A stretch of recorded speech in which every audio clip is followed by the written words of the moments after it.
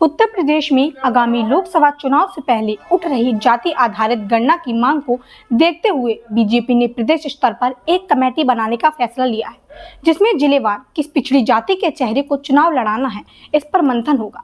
पिछले चुनाव के आंकड़ों के हिसाब से 3 नाम छांटकर केंद्रीय चुनाव समिति को भेजा जाएगा और उसमें से एक नाम लोकसभा का चुनाव लड़ेगा।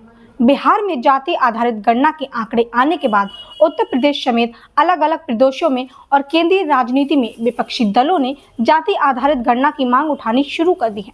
भारतीय जनता पार्टी आधारित गणना के पक्ष में नहीं है, लेकिन जाति आधारित गणना का सबसे अधिक फायदा पाने वाले ओबीसी तबके को रिझाने में बीजेपी लग गई है। कल दिल्ली में केंद्रीय नेतृत्व के साथ यूपी भारतीय जनता पार्टी के नेताओं के साथ हुई बैठक के बाद ओबीसी तबके को अधिक फोकस करने के साथ साथ उनका अधिक टिकट देने पर सहमति बनी है। दिल्ली में कल गुरुवार को हुई बैठक में भारतीय जनता पार्टी के राष्ट्रीय अध्यक्ष जेपी नड्डा, राष्ट्रीय संगठन महामंत्री बीएल संतोष, केंद्रीय गृह मंत्री अमित शाह, उत्तर प्रदेश के सीएम योगी आदित्यनाथ समेत ओबीसी वर्ग के तमाम नेताओं की बैठक हुई।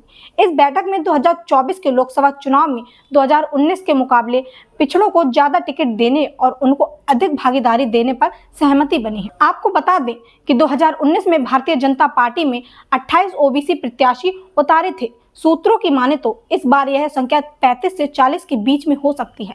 बैठक में नेताओं ने यह भी तय किया है कि 2019 के लोकसभा चुनाव की तरह सभी जिलों में पिछड़ों की अलग अलग जातियों के सम्मेलन भी किए जाएं और किसी एक जिले के पिछड़ों का महाकुंभ किया जाए। ये सम्मेलन दीपावली के बाद शुरू होंगे।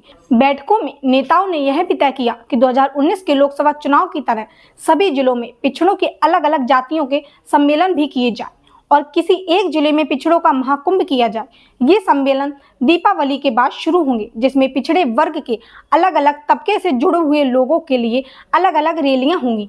इस कार्यक्रम को करने के लिए प्रदेश स्तर पर एक कमेटी बनाई जाएगी। यह कमेटी भाजपा की ओर से कराए गए सर्वे के हिसाब से तय करेगी कि किस लोकसभा में किस पिछड़ी जाति के चेहरे को चुनाव लड़वाया जा सकता है और किसको प्रत्याशी बनाया जा सकता है।